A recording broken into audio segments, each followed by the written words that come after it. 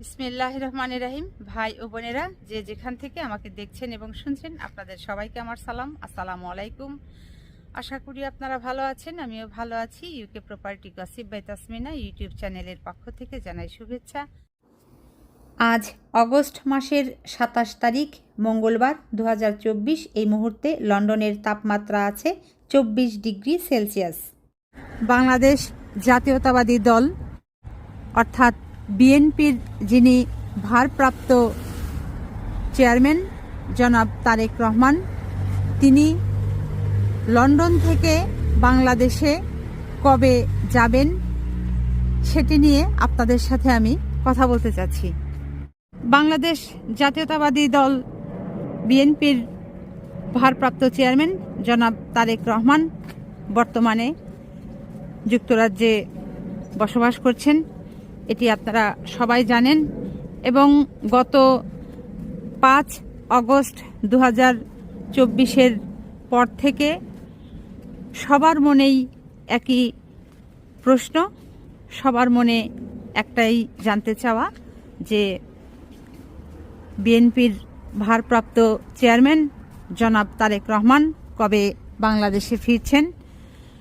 উনি অবশ্যই বাংলাদেশে ফিরবেন, তবে আপনারা সবাই অবগত আছেন যে গত 15-16 বছর বাংলাদেশে যে শাসনামল ছিল, সেই শাসনামলে বিএনপির অনেক নেতাকর্মীর উপরে অনেক হামলা হয়েছে, অত্যাচার হয়েছে। বাংলাদেশের ঢাকা শহর থেকে শুরু করে প্রত্যেকটি জেলায় জেলায়, থানায় থানায় বিএনপির সকল নেতাকর্মীদের উপরে, এমনকি সমর্থকদের উপরেও অনেক মামলা হয়েছে। কারো নামে 1টি মামলা, 2টি মামলা, কারো নামে ডজন খানেক মামলা, কারো নামে শতাধিক মামলা হয়েছে। এটি আপনারা সবাই ভালো মতোই অবগত আছেন।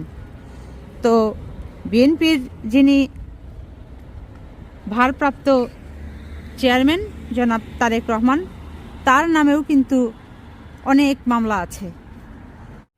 এই মামলাগুলো হচ্ছে মিথ্যে রাজনৈতিক মামলা, হয়রানিমূলক মামলা। জনাব তারেক রহমানের ওপর যে মিথ্যে মামলাগুলো আছে, রাজনৈতিক হয়রানিমূলক যে মামলাগুলো আছে, এক এক করে এই মামলাগুলো যখন সবগুলো নিষ্পত্তি হবে,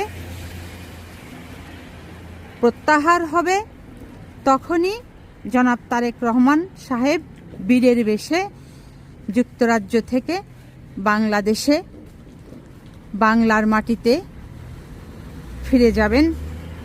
বাংলাদেশের মানুষের মাঝে তিনি ফিরে যাবেন। বাংলাদেশের লাখো কোটি মানুষের ভালোবাসার অপর নাম হচ্ছে জনাব তারেক রহমান।